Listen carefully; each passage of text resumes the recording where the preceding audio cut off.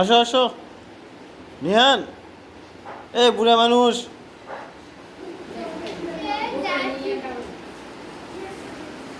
আসো বুড়া মানুষ আসো।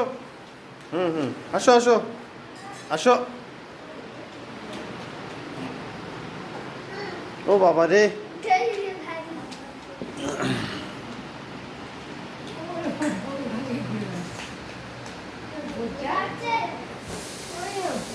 মা ঠ্যাং আবাদ করে তুলে কই, ঠ্যাং আবাদ করে